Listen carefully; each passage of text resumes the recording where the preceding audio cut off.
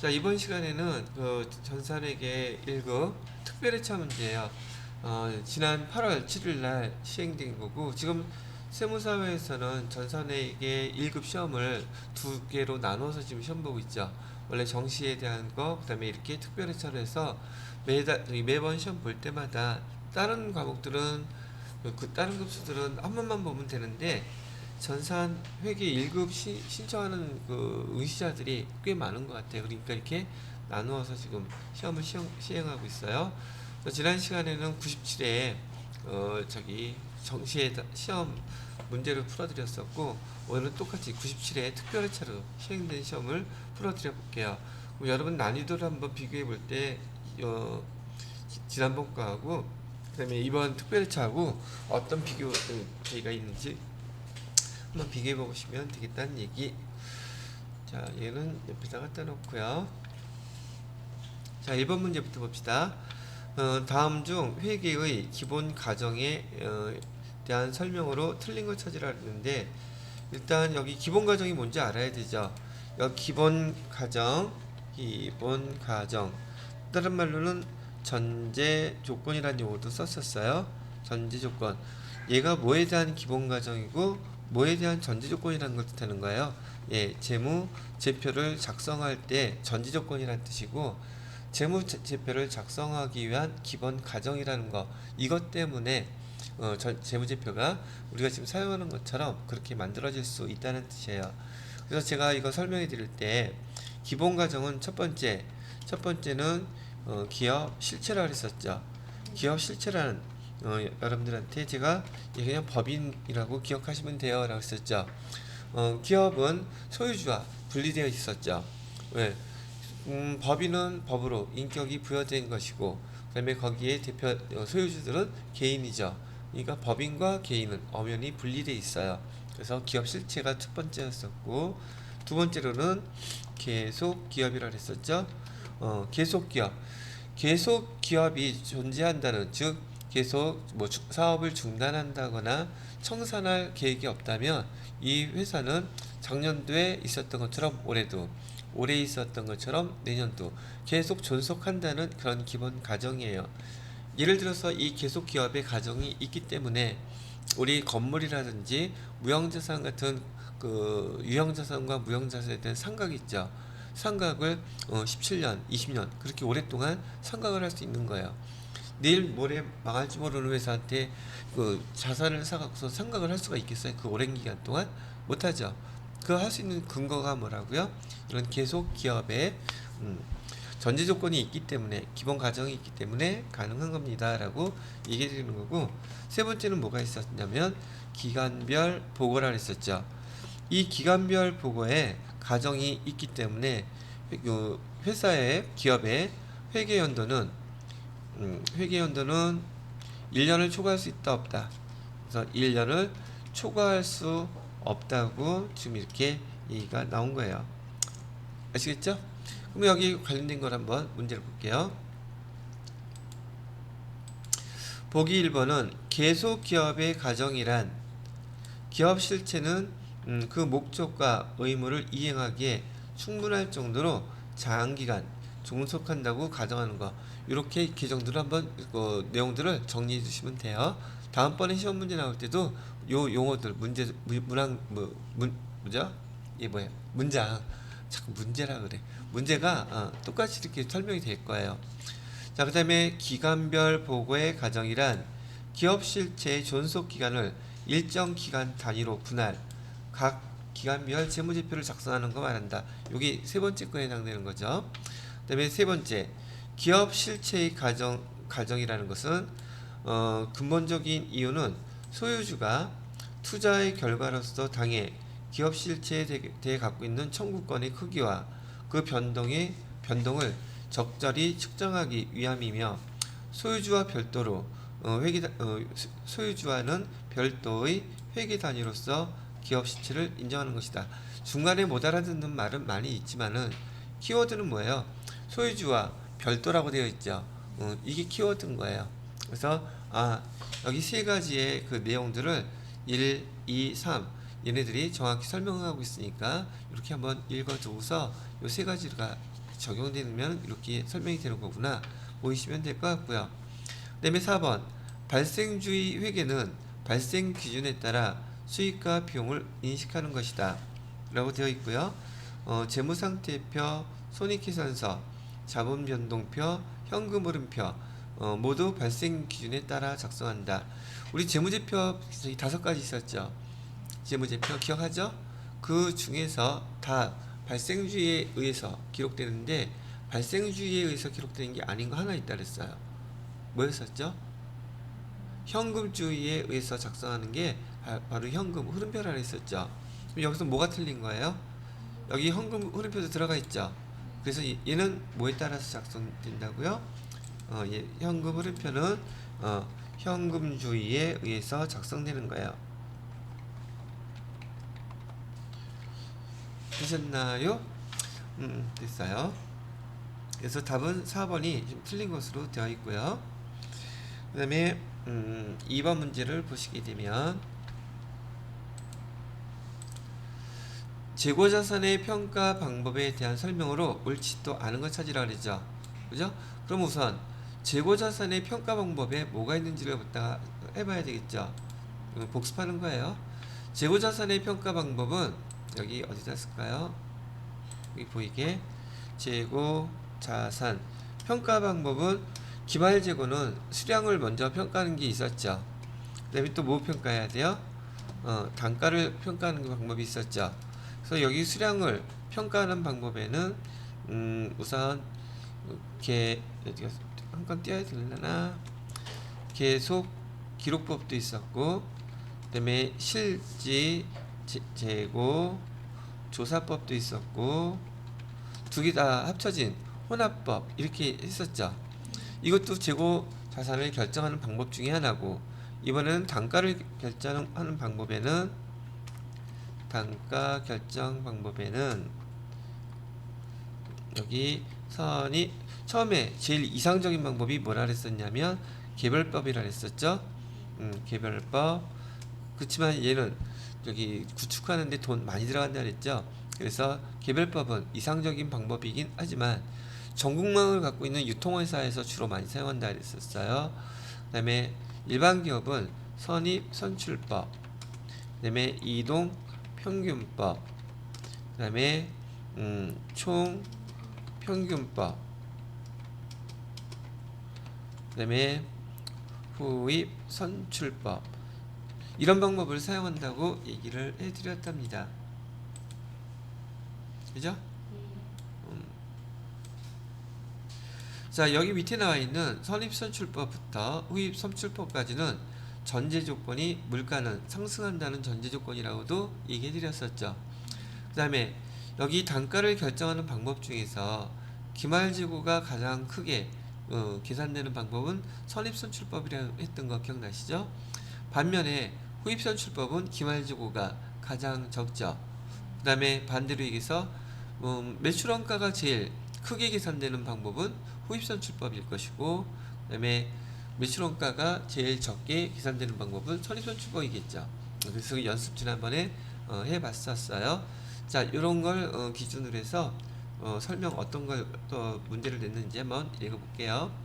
1번 개별법은 실제 물량 흐름과 원가 흐름이 일치하는 평가 방법이라 했었죠. 정확히 설명 잘했어요.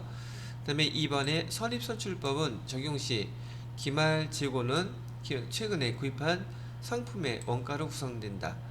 기말재고는 맨 마지막에 샀던 게 재고로 남아있겠죠. 그러니까 선입선출법을 적용했을 때 기말재고의 실제 현재 가치가 제일 많이 반영된다 그랬었죠. 이거 어려운 말인데도 잘 이해를 하고 있음. 자, 세 번째, 물가 상승 시 선입선출법을 적용하면 평균법에 비해 일반적으로 매출 총 이익이 작게 계산된다. 자, 이건 어떻게 제가 하라 했었어요. 선입선출법을 적용하게 되면 물가 상승 시에 기말재고 금액이 가장 크겠죠. 그죠? 기말재고 금액이 가장 커요. 기말재고 금액이 가장 크다는 것은 자산이 제일 크다는 뜻이고 기말재고하고 즉 자산하고 그다음에 이익하고 또 뭐 자본하고 그다음에 법인세 비용은 다 같은 방향으로 움직인다 했었죠. 기억나셔요? 안 나셔요? 자, 그러면 여기서 설명하는 것은 여기 선입선출법하고 평균법은 여기 이동평균법, 총평균법 얘를 얘기하는 거예요. 선입선출법이 이익이 제일 큰 방법이죠. 그죠? 그러면 이 평균법은 선입선출법보다 이익이 작은 방법이죠. 매출 총이익이 어떤 게 더 커요? 얘가 더 크잖아요. 근데 얘 비교했을 때 매출 총이익이 작게 계산돼요? 크게 계산돼요? 크게 계산돼요. 뭐가 틀린 거예요? 얘가 틀린 거죠? 작게가 아니라 크게라고 써야 되는데, 근데 이거 보기만 읽어봤을 때는 이런 내용을 갖다가 모르시면 요 내용 되게 어려운 문제예요, 이거. 그죠? 근데 여러분들은 제가 이렇게 정리해드린 거 있어가지고 차근차근 비교를 해봐야 되는데, 여기서의 실제 문제는 내용도 좀 어려울 뿐더러 이거 생각하려면 시간이 좀 걸리겠죠. 이런 거는 언제 풀어야 돼요? 실기 다 하고 나서 체크해놨다가 나중에 풀어야 돼요. 글자도 보니까 되게 많이 나와 있잖아. 그리고 내용들을 하나하나 생각해 봐야 되죠. 그랬을 때는 이런 문제는 나중에 하는 걸로 체크해 놓고 넘어가시는 게 좋을 것 같아요. 자, 그 다음에 4번에 평균법은 기초 재고자산과 단기에 매입한 상품으로 평균 단위당 원가를 구해서 기말 재고자산과 매출 원가를 계산한 것이다. 평균법이라는 게 뭐 그런 뜻이겠죠. 그죠? 자, 이거 별 큰 저기가 없어요. 자, 그 다음에 3번 문제를 보시게 되면 3번 상에는 11월 1일 단기 시세차익 목적 계정 못 쓰라는 뜻이죠. 얘는 단기 매매 주권 쓰라는 얘기였었어요. 상장 주식 1000주를 주당 얼마에 샀대요? 5만원에서 취득하고 취득 수수료 200만원을 포함해서 5200만원을 현금 결제했다 그랬었죠. 그러면 자, 여기까지만 그대로 분개를 먼저 한번 해보셔야 되겠죠. 연습하는 거니까. 11월 1일날 차변의 단기 매매 주권은 얼마라는 뜻이에요? 5천만원이란 뜻이죠. 그죠? 단기 매매 증권 5천만원 이렇게 쓰시면 되겠고, 대변에다가는 얘 현금 나갔다 그랬었죠. 현금은 얼마가 지출됐대요? 5,200만원. 얘 단기 매매 증권 취득할 때 부대 비용인 여기 수수료 비용은 별도로 써주라 그랬죠. 수수료 비용은 200만원. 얘 취득 시에 부대 비용임에도 불구하고 단기 매매 증권만 수수료 비용 별도로 써주라는 거 연습 여러 번 했었어요. 왜 얘만 별도, 얘는 그리고 영업과 관련이 있는 비용이라 그랬어요? 관련이 없는 비용이라 그랬어요? 없는 비용이라 그랬었죠? 그래서 영업 외 비용이 되는 것이고요. 자, 그 다음에 문제 또 뭘 설명해 놓고 있냐면, 기말 현재 3원상에는 이 주식을 그대로 보유하고 있다고 얘기하고 있고, 12월 30일 날 공정가치는 주당 얼마래요? 5만원인데 5만 5천원이면 평가 이익이 생기겠죠? 한 주당 얼마가? 5천원이. 그러면 여기 밑에다가 12월 31일 날 증가한 금액만큼만 써주면 되죠? 차변에 단기 매매 증권은 5천원 곱하기 매출 하면 돼요. 1000주. 그럼 500만원 되겠죠? 아, 얘는 좋겠다. 돈 따서. 난 오늘 또 잃었어. 자, 그 다음에 단기 매매 증권, 여기 단기 매매 증권, 여기는 평가 이익이 되죠? 이익으로 얼마? 500만원 이렇게 되니까 이 문제는 어려운 문제가 아니었죠. 저는 분개해드리냐고 이걸 다 쓰고 있지만 여러분들은 이 단가만 계산해서 수수료 포함시키면 안 되죠. 단가만 이렇게 비교하게 되면 1000주에 대해서 한 주당 5천원 이익이니까 1000주 곱하면 단기 매매 주권 평가 이익이 500만원 나오겠구나. 금방 계산할 수 있었겠죠. 3번 문제는 쉬운 문제였었네요. 자, 그 다음에 4번 문제 볼까요? 4번 문제는 내용연수가 5년인 기계장치를 정률법으로 감가상각할 경우 정액법과 비교하여 1차 연도 상각의 결과로 옳은 것은 이렇게 얘기했었죠. 네. 옳은 것이라고 하면 저기 감가상각비의 그래프 모양만 비교해 보게 되면 정액법은 여기 감가상각비가 일정하죠. 네. 근데 정률법은 이렇게 우하향 곡선으로 된다 그랬죠. 네. 그래서 초기 연도에는 어떤 게 감가상각비가 훨씬 커요?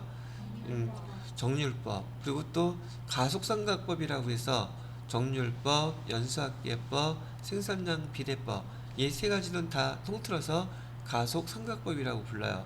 이 세 가지는 어떤 경우를 비교해도 정액법보다는 초기 연도에 감가상각비가 더 크단 말이죠. 비용이 더 크면 이익은 작겠죠. 그래서 또 하나씩 비교를 해봅시다.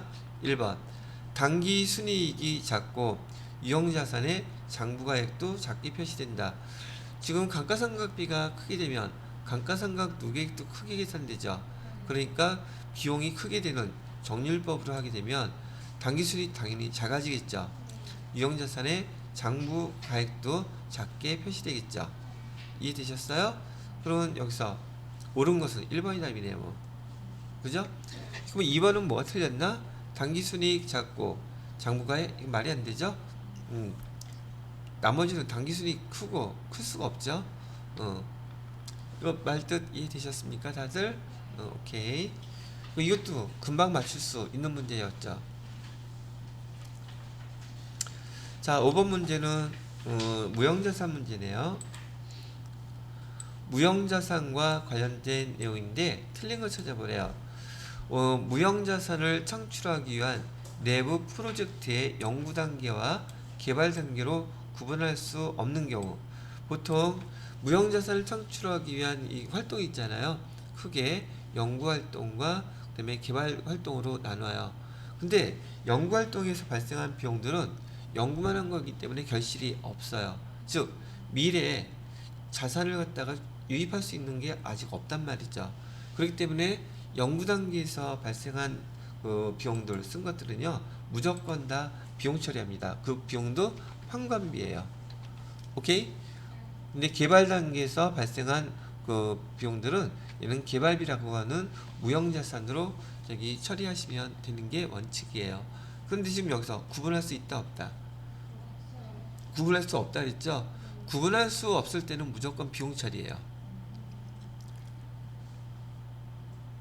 근데 여기서는 지금 그 프로젝트에서 발생한 지출은 모두 개발 단계에서 발생한다고 보면 개발비는 무형자산이니까 얘는 자산으로 처리한다는 뜻이죠. 근데 자산으로 처리하면 된다고 그랬어요? 안 된다고 그랬어요? 그래서 이렇게 개발 단계하고 연구 단계를 구분하지 못할 때는 여기 판관비, 즉 연구 단계에서 발생한 것으로 다 기록하는 거예요. 그래서 얘는 틀렸죠. 자, 두 번째, 5번에 1번이 답이네. 그래서 답은 금방 나왔네. 그럼 나머지 것들은 다 맞는 말들이겠죠. 그래서 여기 보기에 여러분들이 이런 문제를 풀 때요 답만 띨랑 맞히는 게 아니라 보기까지 왜 틀렸는지 왜 맞았는지 그리고 이런 용어들은 여러분들이 자세히 볼 수 있는 용어들이 아니란 말이죠. 교재에서 물론 나와 있기는 하겠지만은 2번, 3번, 4번은 다 맞는 것들이죠. 요거 정리해서 여러분이 알아두시면 읽어두시면 다음번에 또 이런 문제 용어로 시험 문제가 나왔을 때 복습하기가 좋죠. 연구 단계에서 발생한 지출은 미래 경제적 효익을 창출할 무형자산이 존재한다는 것을 입증할 수 없기 때문에 말 되게 길죠. 돈 안 낸다는 뜻이잖아. 그죠? 제가 이거 자산의 기본 정의에서 회사가 팔고 싶을 때 팔면 돈 되는 것 그때 설명한 거죠. 지금 얘는 돈 될 수 있는 게 없다는 뜻이죠. 그죠? 무형자산으로 해서 인식할 수 있다 없다? 없다는 뜻이에요. 그래서 기간비용이란 다른 말은 판관비라는 뜻이에요. 얘가 그죠? 그럼 맞는 말이죠. 기간비용 써줄까? 기간비용이라는 뜻은 해석을 하면 판관비라는 뜻이에요. 그래서 비용 처리한다. 예, 맞는 말이고요. 그 다음에 3번 무형자산의 상각기간은 독점적 무형자산의 상각기간 얘기하고 있어요. 독점적 배타적인 권리를 부여하고 있는 관계 법령이나 계약에 정해진 경우가 없다면 이런 20년 이상을 초과할 수 없어요. 그대로 기억하시면 돼요. 자, 그 다음에 네 번째, 무형자산은 장기간에 걸쳐 영업활동에 사용할 목적. 여기 무슨 목적? 사용 목적 제가 두 가지 얘기했죠. 대표적인 건 유형자산, 무형자산도 똑같이 사용 목적이에요. 그 다음에 유형자산, 무형자산 합쳐서 뭐라고 부른다고요? 고정자산이라고 불러요. 무슨 말인지 알겠죠? 써줘요? 안 써도 되죠? 그럴게요. 그 다음에 물리적 형체가 있어요? 없어요? 없죠? 근데 식별 가능해야 된다 그랬었죠? 그리고 미래 경제적 효익이 있는 자산, 이거는 모든 자산에 기업 통제, 미래적 경제적 효익이 유입되는 거 모든 자산의 공통점이었었죠. 이렇게 구분하시면 돼요. 그래서 2번, 3번, 4번 다 맞는 말이 1번만 답이 틀렸네요. 근데 이 문제 보니까 글씨가 많아서 움찔할 수 있겠죠. 근데 느낌에 왠지 어저께 풀었던 그 97회보다 특별어체가 더 어려운 듯한 느낌 들죠.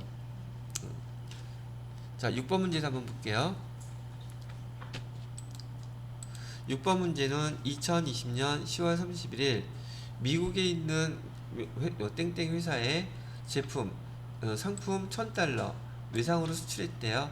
대금은 21년 1월 25일 보통예금으로 회수했다고는 하는데 지금 결산일은 12월 31일이니 외화 환산 손실 이익을 계산해 줘야 되겠죠. 그러면 기본적으로 여기 10월 31일 날 분기를 먼저 해봐야 되겠죠. 왜? 연습해야 되는 거니까. 여기 10월 31일 날 지금 상품을 얼마치 1000달러어치를 팔았죠. 근데 10월 31일 날 환율이 얼마예요? 1100원이면 1000원 곱하면 110만원이겠네요. 그죠? 그러면 얘를 분기한다면 차변에 외상 매출금 얼마? 110만원 이렇게 되겠죠. 대변에다가는 뭐라고 씁니까? 상품 매출 해갖고 금액은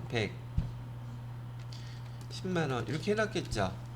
근데 얘가 12월 31일이 됐어요. 12월 31일 날 환율은 얼마래요? 1000원이라고 그랬죠.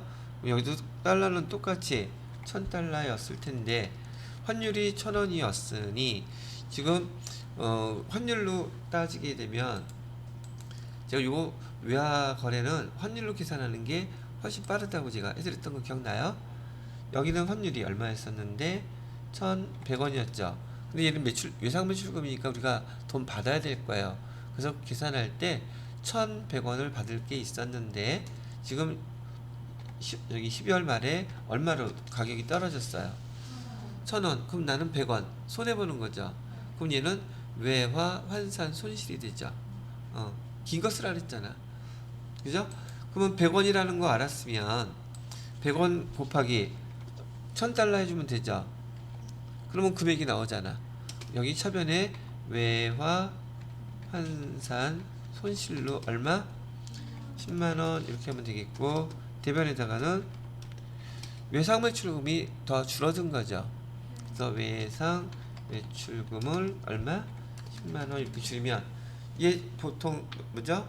회계 처리 어떻게 하는 게 맞아요? 물어봤잖아요. 자, 이거는 저는 오리지널로 여러분이 회계 처리 정상적으로 한 걸 먼저 설명을 해드린 거고 얘 시험 문제 풀 때는 지금 12월 31일 날 일자별로 회계 처리 옳은 것은이라고 되어 있죠? 그럼 두 개 다 해야 되겠네? 그러면 1월 25일 날 돈 받았다면서요. 그죠? 12월 31일 것만 처리하라는 줄 알았어. 그러면 여기다가 환율은 지금 1월 25일 날은 얼마래요? 1200원. 그럼 나는 1달러당 얼마가 또 이익이 생겼어요? 200원이 이익이 생겼죠. 그러면 얘를 날짜를 여기다 써놓고요. 1월 25일 날 1000달러에 대해서 차변에 지금 우리가 받은 돈은 얼마가 들어왔겠습니까? 보통 예금으로 얼마 들어왔다? 120만 원 이렇게 들어왔겠죠. 근데 우리가 외상매출금 얼마로 해놨어요? 외상매출금 이렇게 하면 틀려요. 왜냐하면 지금 여기 외상매출금은 처음에는 얼마 받을 거 있었다고 해놨어요. 근데 지금 12월 30일 기말에 얼마를 뺐어요. 그러면 얼마만 외상매출금 갖고 있는 거예요? 100만 원 갖고 있는 거예요. 단기매매 주권하고 똑같아요. 이해됐어요? 12월 30일 날 평가하면 우리 장부 금액은 걔예요. 여기 10월 31일 날 샀던 그 금액 생각하면 안 된단 말이죠. 왜? 그 차이 나는 거 환율 때문에 이만큼 상계 처리 시켰잖아요. 그럼 잔액은 얼마 남아있다는 뜻이에요? 100만 원. 그래서 100만 원을 써주셔야 돼요. 그래서 외상매출금은 얼마가 빠져나가요? 100만 원 이렇게 되겠죠. 그러면 차익이 얼마가 차이가 나요? 20만 원은 뭐라고 써야지 돼요? 이런 짧은 거 써야 되죠.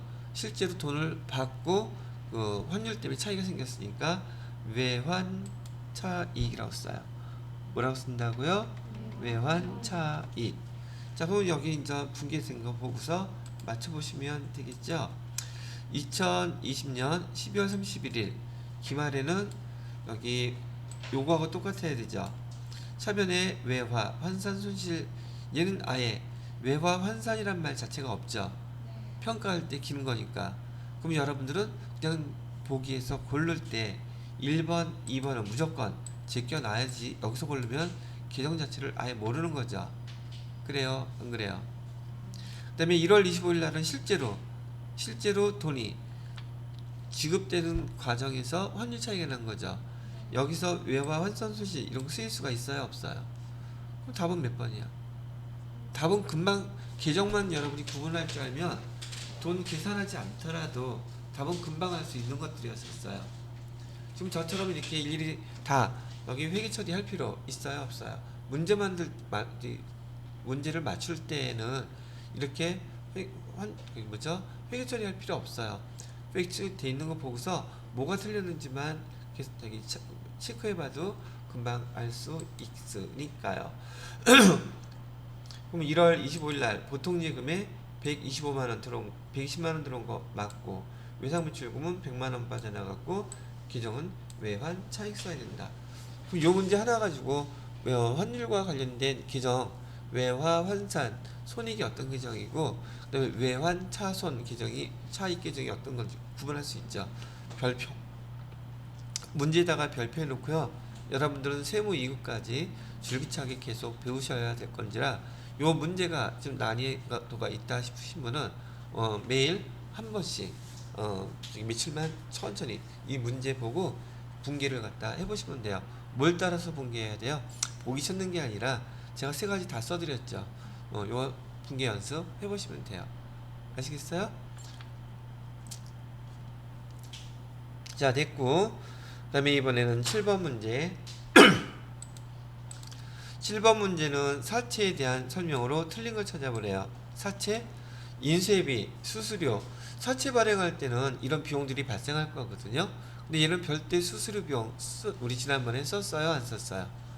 무조건 사채 할인 발행 차금 또는 사채 할증 발행 차금에 다 포함시켜야지 돼요. 사채 발행할 때 별도의 수수료 비용 나온다 안 나온다? 나오면 안 돼요. 그래서 영업외 비용으로 처리한다. 맞는 말 틀리는 말? 틀린 말이죠. 영업외 비용 처리하지 않습니다. 이 영업외 비용의 뜻은 수수료 비용을 뜻해요. 근데 제가 조금 전에 여기 사채를 발행하면서 이런 수수료 비용이 발생하게 되면 얘는 사채 할인 발행 차금에다가는 더해줘야 될 거고 만약에 사채 할증 발행 차금이 나왔다면 거기서는 빼줘야지 돼요. 이해되셨어요? 무슨 말인지 이해됨? 안 됨? 똑같아요. 자본계정 처리하는 방법하고 똑같다고요. 자, 그 다음에 보기 2번에 보니까 사채 할인 발행 차금은 유효 이자율법으로 생각하고 그 금액을 사채 이자에 포함한다. 정확하게 설명 잘했는데 여러분들한테 요 유효 이자율법은 보통 세무 2급에서 사채 설명해 드릴 때 나와요. 근데 여기는 지금 회계 1급인데도 나왔죠. 난이도가 높다고 보시면 돼요. 왜냐면 유효이자율법을 모르니까 지금. 근데 저기 말을 나왔으니까 설명을 해드릴게요. 여기서 얘기하는 유효이자율법은, 자, 우리 지난번에 그 유형자산을 갖다가 취득하게 되면 사용 기간 동안에 감가상각을 했죠. 감가상각하는 방법이 정액법, 종률법 이런 거 있었잖아요. 근데 얘는 유형자산이기 때문에 상각을 하는 것인데, 만약에 금융자산은 어떻게 되겠어요? 지금 여기 이자란 말이죠. 얘는 어떻게 비교하면 되시냐면요, 지금 사채를 발행하게 되잖아요. 사채를 발행하게 되면 얘는 보통 만기가 기본적으로 3년 정도가 보편적이에요. 근데 사채를 발행하게 되면 사채 할증 발행을 했던, 사채 할인 발행을 됐던, 특히 사채 할인 발행인 경우에는 여기 비용이 발생할 거란 말이죠. 그래서 그 비용을 우리 뭐라고 쓰기로 했었냐면 사채 할인 발행 차금이라고 썼었죠. 그죠? 그때 그 비용이 예를 들어서 5만 원이었다고 가정하게 되면 이 사채 할인 발행 차금은 지금 비용인데 다른 게 아니라 이자 비용이에요. 이자 비용인데 이 금액 5만 원은 1년 동안의 이자 비용이겠어요? 3년 동안의 이자 비용이겠어요? 3년 동안. 그럼 비용 처리할 때 올해자 비용 처리를 해야 되겠어요? 감가상각비처럼 매년 3년 동안 나누어서 비용 처리해야 되겠어요? 어떤 게 합리적이에요? 그게 수익 비용 대응의 원칙이란 말이에요. 그럼 얘도 금융 비용이기는 하지만 발생한 해에 다 비용 한꺼번에 처리하지 않고 걔를 갖다가 몇 년에 걸쳐서 3년에 걸쳐서 나누어서 비용 처리하는 게 사채 할인 발행 차금 상각이에요. 근데 유형자산은 정액법이라든지 정률법이라든지 상각하는 방법이 있었죠. 얘도 있어요. 얘가 어떤 방법이냐면 바로 유효이자율법이에요. 그럼 얘도 감가상각하는 것처럼 감가상각, 예, 맞아요. 감가상각은 왜 한다 그랬어요? 수익, 비용, 대응의 원칙을 준수하기 위해서 이렇게 하는 것처럼 여기 금융비용은 이렇게 그 발생한 기간 동안에 나누어서 이자, 비용 처리하는 거예요. 무슨 말인지 이해됐어요? 이 정도까지만 알아도 훌륭해요. 세무이급 나갈 때 제가 자세히 설명해 드릴게요. 되셨나요? 그 다음에 3번에 보시게 되면 할인 발행 차금과 할증 발행 차금은 유효 이자율법에 따라 상각한다. 예, 이렇게 상각하는 거예요. 그럼 유효 이자율법이란 용어를 이제 뭘로 기억하면 돼? 유형자산으로 봤을 때는 감가상각비 계산하는 방법인 그 정률법, 정액법 이런 거 있죠. 상각하는 방법이라고 기억하시면 되겠습니다. 자, 시장 이자율이 액면 이자율보다 더 크다면 사채는 할인 발행 되겠죠. 시장 이자율보다 낮으면 할인 발행, 시장 이자율보다 높으면 할증 발행, 그다음에 똑같으면 액면 발행, 이렇게 구분하기로 했었죠. 그럼 여러분들은 지난번에 우리 1급 수업 내용을 기준으로 한다면 요 용어 정도는 알아들을 수 있었겠죠. 그죠? 나머지 거는 조금 말이 어려웠죠. 유효 이자율법이라는 용어를 모르면, 이건 세무 2급 배우는 사람들도 이 내용 잘 몰라요. 어려운 문제에 속하기 때문에 이런 건 찍어도 상관은 없겠죠. 자, 그 다음에 8번 문제 볼까요? 8번 문제는 위탁 매출 기억나요? 위탁 매출은 제가 지난번에 교보문고 예를 들어서 했었죠. 교보문고에다가 책 갖다 놨어요. 그거 교보문고 거예요? 출판사 거예요? 그럼 맡긴 거죠. 위탁하고, 그건 그 위탁한 매출이 언제 판매됐다고 본다 그랬어요. 수탁자, 교보문고가 걔를 고객한테 팔았다는 연락 받으면 그때 그게 매출된 거예요. 그럼 여기 보면 위탁품을 적송한 날 이런 거 없었죠? 수탁자가 위탁품을 받은 날 그것도 아니고 수탁자가 위탁품을 어떤 날 판매한 날, 3번이 답이네요. 그럼 요 용어들은 말이에요. 여기 그 부가가치세 있잖아요. 재무회계에도 나오고 이런 내용들은 부가세법에서도 많이 나와요. 자, 그 다음에 8번까지는 재무회계 문제죠. 자, 이제 9번 문제부터 9번 문제는 원가 계산 문제고요. 다음 중 의사결정과 관련된 원가 분류 해당되지 않는 것 찾으래죠. 의사결정할 때 제가 뭐뭐 얘기해 줬어요. 메모론가. 얘는 의사결정과 관계가 있다 없다? 없다 그랬었죠. 그 다음에 기회원가. 얘는 의사결정과 관계가 있다 없다? 있다 그랬었고, 관련원가. 의사결정과 관련이 있으면 관련원가, 관련이 없으면 비관련원가. 이걸 또 구분한다 그러면 여기다가 메모론가는 의사결정과 관련 없는 비관련 원가가 되죠. 기회원가는요, 얘는 의사결정할 때 필요하죠. 그 다음에 관련 원가, 이렇게 구분이 되는 거예요. 자, 그러면 변동원가는 뭐하고 구분할 때 변동원가로 구분했었죠. 원가의 분류 방법 중에서 변동비, 고정비, 변동원가, 고정원가. 얘는 뭘로 구분했었냐면 원가, 행태에 의한 분류였었어요. 그래서 원가, 행태에 의한 분류 중에서 여기는 변동 원가로 구분했었고, 또 하나는 뭐였었어요? 고정 원가, 이렇게 구분했었죠. 그런데 얘가 또 들어왔던 거 기억나죠? 준, 고정 원가도 있죠. 그 다음에 변동 원가도 또 뭐 있었어요? 그렇죠? 여기 준, 변동 원가도 있었고, 그래프 다 머릿속에 떠오르나요? 떠올라요? 됐어요. 그러면 여지껏 8문제 중에서 얘가 제일 간단하지 않아요?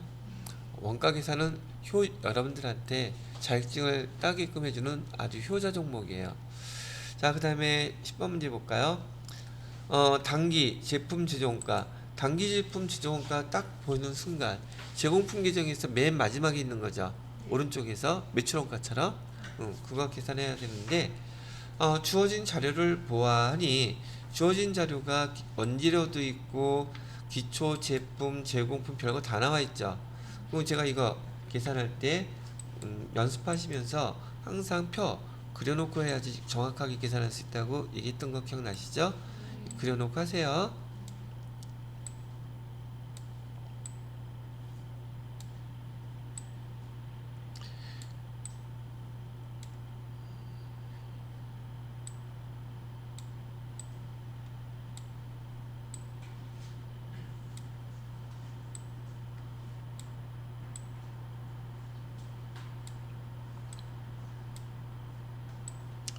여기 지금 써드리는 재고자산들은 공통이 다 기초하고 기말 재고가 다 있다는 것이죠. 여기서는 원재료라고 해드렸고요. 여기는 제공품, 여기는 제품, 이렇게 해놓고, 자, 또 주어진 자료대로 제 숫자 갖다 한번 입력해 볼게요. 기초 원재료 재고액은 여기죠. 여기에 15만원. 그 다음에 기말 원재료 재고액은 9만원. 여기죠? 여기 9만원 되겠고요. 그 다음에 단기 원재료 매입액은 23만원. 단기 매입은 여기죠? 23만원 쓰면 되겠고요. 그러면 여기 파란색으로 바꿔서 원재료 투입액은 얼마가 될까요? 여기 38만원에서 9만원 빼니까 29만원 되겠죠. 이 29만원은 원재료가 투입된 것이고, 우리는 얘를 갖다가 제공품 계정에서 뭐라고 쓰기로 했어요? 직접 재료비 쓰기로 했었죠. 여기에 지금 첫 번째 거 뭐가 계산이 됐다는 뜻? 직접 재료비. 그래서 여기 직접 재료비는 29만원 이렇게 먼저 하나 써놓자고요. 그 다음에 기초 제품 재고액도 써져 있네요. 여기 기초 제품 재고액은 여기 들어가는 거죠. 여기 6만원. 그 다음에 직접 농업비는 주어진 자료니까 여기 쓰면 되죠. 직접 농업비는 45만원. 그 다음에 제조 간접비 가르쳐주고 있네요. 여기 30만원. 그럼 얘 세 개 다 합쳐서 단기 총 제조 원가가 되죠. 그리고 기초 제공품 재고액은 얼마 있었다고 가르쳐줬냐면, 기초 제공품 재고액은 20만원이죠. 그 다음에 기말 제품 재고액은 얼마요? 여기 24만원. 이렇게 계산하고 됐으니 지금 우리가 구하고자 하는 칸은 어떤 칸이었던 거예요? 여기를 구하려고 했던 거죠. 근데 여기 문제에서 단기 제품, 제조 원가 이 용어가 여기에서 여기에 해당된다는 걸 모른다면 이걸 계산할 수가 있을까? 시당초 이 문제는 손도 못 대는 게 되겠지요. 그러면 여기 다 더하면 얼마 나와요? 124만 원? 여기 24만 원 있으니까 100만 원이 답이겠네요. 그죠? 어때요? 해보니까 하길 잘했다 생각 안 들어요? 내가 지난번에 명주 씨한테 질문을 했더니만 명주 씨가 원가 계산 옛날에 배웠을 때 뒤따 거시겠다고 그랬었죠. 지금은 어떠세요? 얘가 제일 편해요. 그죠? 아주 마음이 근데 세무 2급 때 시험도 얘하고 비슷해요. 얼마나 좋아. 그죠? 그래서 어떤 걸 느껴요? 역시 선생님은 잘 만나야 되는구나 이런 거 안 느끼나 혹시? 그죠? 나중에 저기 여러분들이 대선에 나가면 꼭 얘기해 주세요. 자, 그래서 답은 2번이 되겠네요. 맞죠? 항상 이렇게 그려놓고 하세요. 여기 같은 경우 이 문제는 이 보기는 왜 줬어요? 이거 여러분 어떻게 하라고? 헷갈리라고? 요거는 다 필요하죠. 그리고 어저께 연습했던 거 딱 잘라놓고 이쪽에 있는 것들은 다 어디 있어요? 제조, 원가, 명세서에 있고 여기 있는 거는 손익계산서에 있는 거라고 어저께는 우리 그 재무제표를 직접 보면서 연습해봤었죠. 오늘 한번 적나라하게 또 한번 연습해볼 시간 있죠. 자, 이번에는 11번 문제 볼게요. 제조 간접비가 배부 문제인가 보네요. 제조 간접비와 관련된 자료가 다음과 같을 때 제조 간접비 실제 발생액이 얼마입니까? 라고 물어보고 있죠. 그러면 여기 보니까 예정 배부율 나오고 그 다음에 제조 지시서에 기계 작업 시간도 나오고 있죠. 그죠? 우리 잠깐 공식 복습하는 차원에서 제가 여기다가 써놔 볼게요. 우선 얘는 틀은 변함이 없는데요. 문제가 이렇게 나왔다고 해서 공식 제가 써드린 거 있잖아요. 그게 없어지는 게 아니에요. 그래서 예정 배부일 경우에 제가 크게 뭐부터 계산하세요 그랬었어요. 배부율, 그죠? 예정 배부율 계산해야 되는데 예정 배부율은 예정 배부 기준 제조 간접비였었죠. 예정된 제조 간접비. 그다음에 얘를 뭘로 나눠주라 그랬어요? 예정된 배부 기준으로 나눠주라 그랬었고, 그다음에 얘를 구했다면 예정 배부액도 구하라 했죠. 배부액을 구해야 되는데 예정 배부액은 예정 배부율을 그대로 사용하라 그랬었죠. 거기다가 곱하기 뭐를 해주면 된다 그랬어요? 실제 배부 기준으로 곱해주면 됩니다. 했던 거 기억나죠? 요거 하던 거니까 요거 마저 끝내버릴게요. 그리고 얘는 뭐가 세트라 그랬어요? 제조간접비 실제 발생한 거하고 비교해야 된다 그랬었죠. 여기가 이름이 제조간접비고 왼쪽에는 차별에다는 못 썼었어요. 여기는 실제 발생액이죠. 실제 발생액을 썼고 대변에다가는 예정 배부액. 이거 틀을 지금 제가 지난번에 써드린 거하고 똑같아요, 달라요? 똑같아요. 그리고 여기서 지금 문제 물어보는 것은 얘가 얼마냐고 물어보는 거잖아요. 그럼 주어진 자료대로 한번 입력을 해보게 되면 지금 제조간접비 기계 시간 작업당 이거는 기계 시간으로 배부했네요. 배부율을 가르쳐주고 있죠. 예정 배부율 얘를 가르쳐주고 있는 거잖아요. 벌써 다른 거 이거 계산할 필요 없이, 그죠? 예정 배부율은 여기 몇 퍼센트 얼마? 300원 이렇게 가르쳐주고 있는 거고, 실제 여기 기계 작업 시간은 몇 시간이래요? 4만 시간이라고 얘기하잖아. 그죠? 여기 그냥 곱하기 4만 시간 하면 예정 배부액 나오겠네요. 그럼 금액은 얼마가 나와 있어요? 1200만 원? 그래서 여기 예정 배부액은 1200만 원 이렇게 되는 거죠. 이 1200만 원은 여기다 갖다 그대로 써주면 되잖아요. 네. 1200만 원 이렇게 썼어요. 근데 실제 발생액 얼마냐고 물어봤는데 단서가 하나 더 있어. 얼마? 25만 원 과소배부라고 돼 있죠. 그러면 25만 원이 과소배부 25만 원. 과소배부 25만 원의 뜻이 뭐예요? 우리가 예상했던 금액이 실제 발생한 금액보다 적게 예상했다는 뜻이죠. 그럼 얘는 실제 발생액이 더 크다는 뜻이기도 하잖아요. 그럼 여기 금액은 얼마였겠어요? 실제 발생액은 1225만 원 이하였었겠네요. 그죠? 그럼 비교하면 우리가 예상한 게 실제 발생한 것보다 적으니까 과소배부 25만 원 이렇게 나오겠죠. 얘는 문제가 더 간단한 거 있었어. 그래요, 안 그래요? 제 손 됐어야 안 됐어 다른 거. 공식 있는 데다가 그대로 넣기만 했어요. 이해되셨어? 이해됐다니까 10분 쉬었다 해야죠.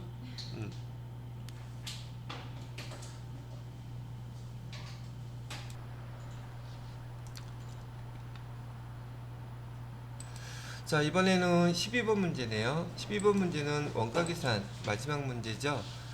평균법에 의해서 문제에서는 완성품 환산량 계산하라는 게 지금 문제로 나왔죠.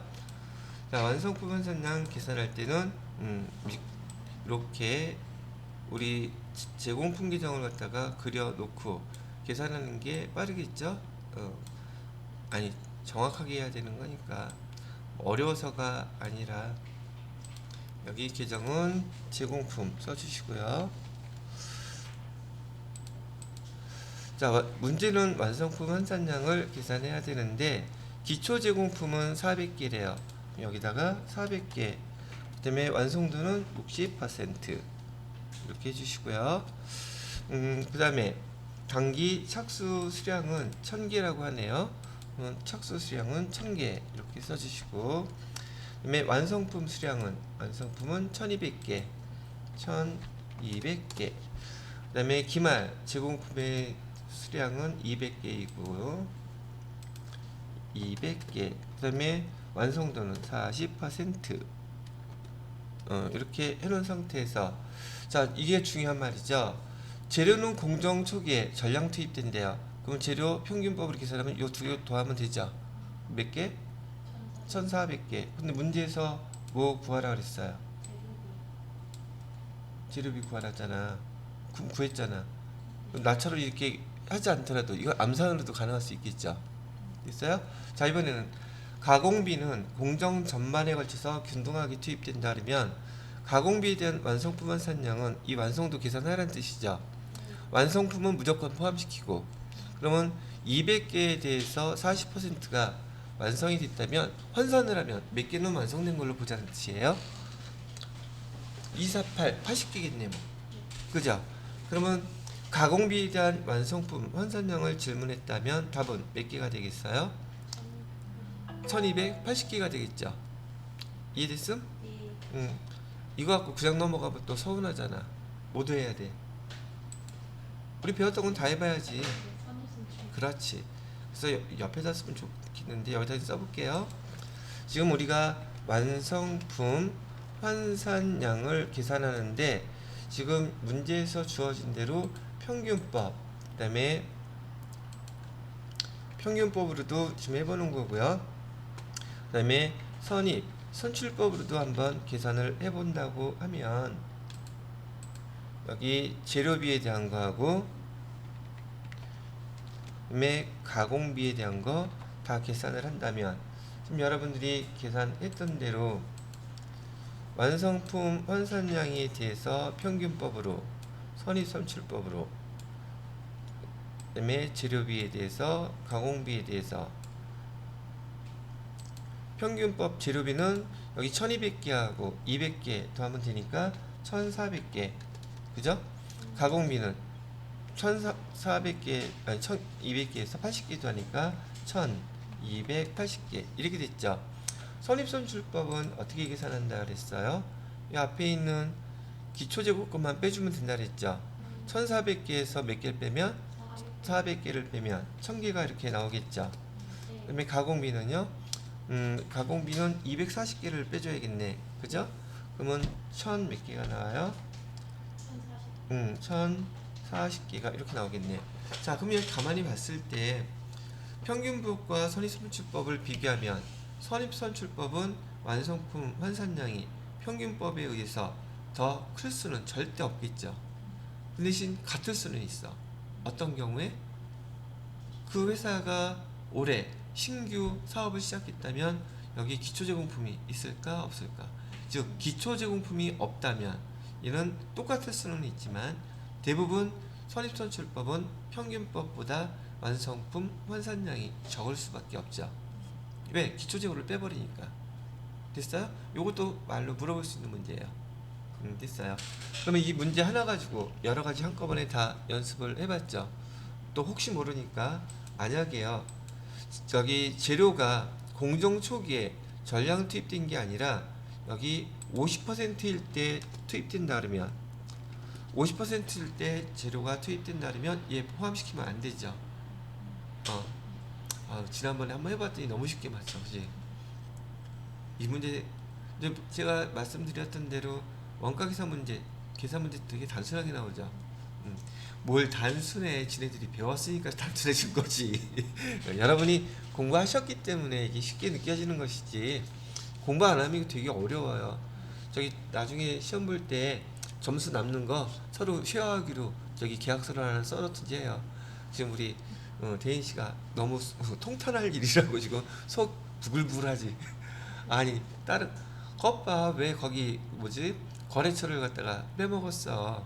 그 하나만 제대로 쓰면은 딱 붙었잖아. 다음번에 한꺼번에 다 붙기 바래요. 그리고 너무 마음에 두지 마세요. 여러분 목표했던 게 제가 뭐라 그랬어요. 대부분 시험을 여러분이 지금처럼만 잘 연습하시면 붙는 사람이 많다 그랬어요. 떨어지는 사람이 많다 그랬어요. 우리는 지금 목표가 뭐예요? 자격증, 전원 자격증 취득이에요. 근데 지금 워밍업 한번 했죠. 워밍업 한 거예요. 다음 우리 10월달에 3일날 시험부터 줄기차게들 주워 올 거 생각하려면 지금처럼 부지런히 하세요. 그리고 결석하는 거 너무 심적 부담 느끼지 않으셔도 돼요.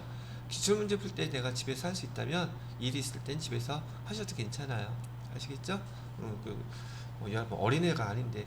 근데 수업을 못 따라와서 시키겠다고 얘기하면 그거는 문제가 좀 달라져요.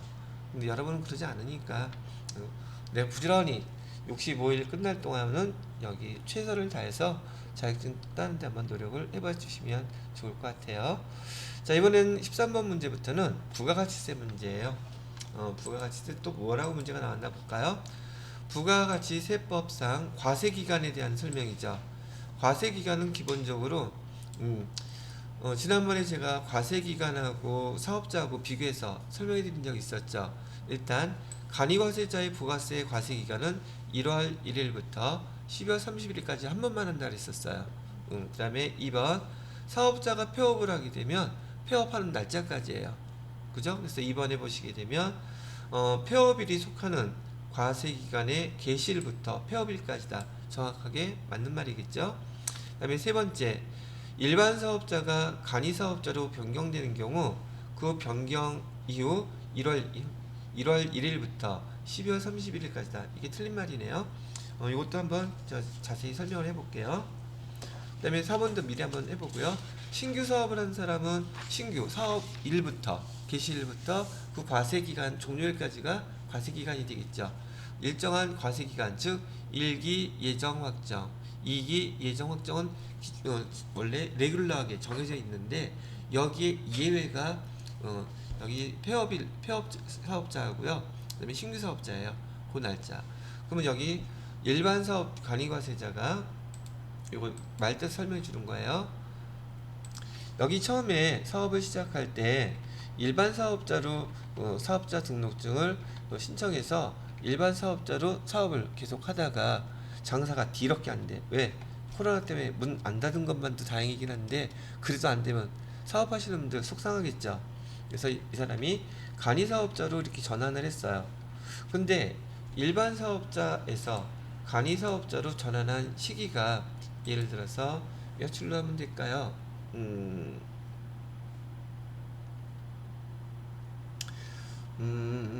오늘 날짜로 할까? 오늘 며칠이죠? 9월 8일?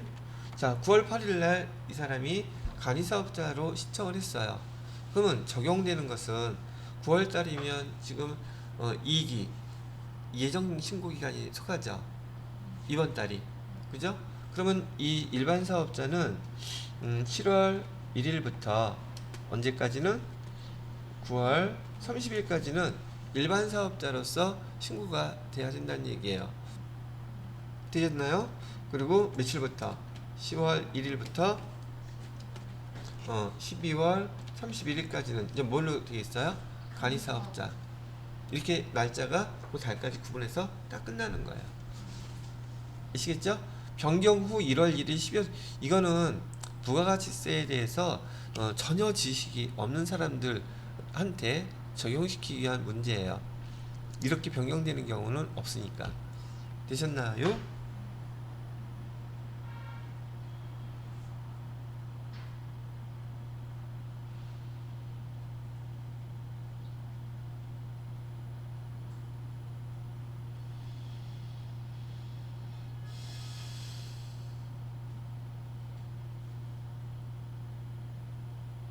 아이고 바뀌었나 보다. 잠깐만요. 됐어? 아까 무슨 문제였어?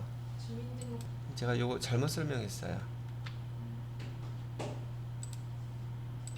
자, 다시 여기 지금 일반 과세자에서요. 일반 과세자가 지금 간이과세로 등록 신청한 날짜가 9월 8일이에요. 그러면 이 사람은 일반 과세자로서 여기 지금 변경 신청 있잖아요. 얘는 기단위로 해요. 기단위로. 즉 1기, 2기. 지금 이 사람이 속한 기간은 2기에 속하죠. 그래서 2기에 속하는 여기 7월 1일부터 12월 31일까지는 2기가 되겠죠.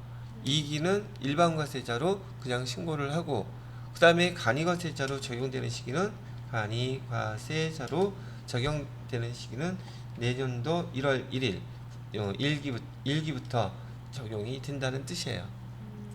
이해되시겠죠? 기단위로 바꾼다는 뜻이라는 거 그렇게 알고 계시면 되겠습니다. 그 날짜 그렇게 하는 거 그거는 제가 잘못 설명했어요. 자, 그 다음에 14번 문제를 보시게 되면 용역의 공급이래요. 용역의 공급에 해당되지 않는 거 찾으라는데 얘는 지금 뭐 설명하는 거냐면 제가 건설업인 경우에는 무조건 용역의 공급이라고 얘기했던 거 기억나시죠? 그럼 얘는 당연히 1번은 용역의 공급이죠. 그 다음에 2번 부동산 매매. 부동산을 갖다가 매매하면은 즉 부동산을 갖다가 매각하면 걔는 재화, 임대하면 용역 이렇게 구분했던 거 기억나세요? 부동산을 판매하는 것은 얘는 재화의 공급이에요. 여기다가 또 구분을 해드리면 부동산인 경우 매각하면은 얘는 재화, 그죠? 그 다음에 이렇게 부동산을 임대하면 얘는 용역으로 구분한다. 하나 더 기억해야 될 것은 부동산하고 무형 자산은 똑같은 취급을 한다. 기억하면 되겠죠? 그럼 여기 2번 같은 경우에는 부동산을 매각했으니 얘는 용역이 아니라 뭐라고 봐야 되겠습니까? 얘는 용역의 공급으로 재화의 공급으로 봐야 되겠죠? 문제에서는 용역의 공급을 물어봤죠? 그러니까 2번이 해당되는 게 아니겠네요. 자, 그 다음에 3번은 뭐예요? 산업상, 그 다음에 상업상, 과학상, 지식, 경험, 숙련 이거 다 무형지성 저기 뭐죠? 사람의 지식에 해당되는 것들이죠. 어디 갔어? 지식, 경험. 제가 용역이라고 얘기하는 것은 사람의 힘, 노동력이라든지 지식이라든지 노하우라든지 기술 이런 것들을 용역이라고 했었죠. 그러니까 그거 설명한 거야. 그 다음에 이번에는 가공인 경우에는 온전히 가공만 했으면 용역으로 보고 재화의 일부나 전부를 사갖고서는 저기 납품하게 되면 그건 재화로 봅니다. 얘기했었던 거죠. 여기서 써놓을까요? 보는 사람을 위해서. 여기다가는 가공인 경우에 재화의 일부 또는 전부를 갖다가 자기가 사서 취득해서 완성한 후에 납품을 하게 되면 이런 재화의 공급이에요. 그런데 순수하게 그냥 이런 거 전혀 없이, 제가 지난번에 의류 갖고 설명해 드렸었죠. 거기 도안이라든지 옷을 만들기 위한 모든 원자재를 다 제공해 주고 가공만 해 주세요 그러면은 가공만 했을 경우는 이는 저기 용역으로 구분한다. 이렇게 구분을 해 놓으시면 될 것 같으네요. 됐어요? 답은 몇 번? 2번. 얘는 재화의 공급이고. 자, 마지막으로 15번 문제. 15번은 다음 현행 그 부가가치세법에 대한 설명으로 틀린 걸 찾으래요. 신규로 사업을 시작하는 자는 사업 개시일 이전에 사업자 등록증 신청할 수 있다고 했어요? 없다고 했어요? 있다고 했죠? 그럼 맞는 거고요. 두 번째, 사업자 등록을 신청하기 전 매입세금은 원칙적으로 공제되지 않는다. 자, 이게 원칙이에요. 사업자 등록 신청하기 전에 매입세금은 원칙적으로 공제되지 않아요. 아시겠죠? 근데 만약에 거기 저기 주민등록번호 있잖아요. 지금 사업자 등록을 신청을 했는데 지금 얘가 사업자 등록증이 아직 안 나와서 사업자 등록번호를 갖다 등록 못하는 경우 있겠죠. 그럴 때 그래서 개인이 그 세금계산서를 거기 자기 주민등록번호 있잖아요. 그걸로 받게 되면 그것도 인정해줘요. 근데 원칙적으로는 사업자 등록 신청하기 전에 매입세 공제해준다 안 해준다? 원칙적으로 안 해준다. 맞는 말이고요. 세 번째, 주사업장 총괄 납부 시 종된 사업장은 부가가치세 신고 의무가 없다. 없어요? 있어요? 있죠. 납부는 없고. 왜냐면 여기 문제에서 사업장 총괄 납부라 그랬잖아요. 그 납부만 거기 주사업장에서 하는 것이고 부가가치세 신고서는 각 사업장에서 관할 그 세무서에다가 직접 제출해줘야 돼요. 뭐 설명이 동안 안 빠지고 다 나오고 있잖아 지금. 그러니까 제 말을 잘 들어야 돼요, 안 들어야 돼요? 제 말 잘 들어야 돼요. 아주. 그다음에 4번,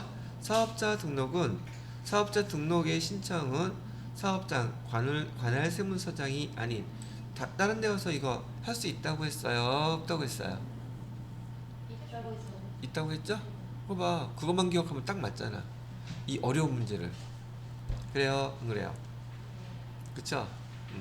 지금 이렇게 기출문제 갖고 부지런히 연습하시게 되면 차후에 FAT나 TET 배우실 때도 서로 양쪽 다 보완관계고 똑같은 내용들이에요.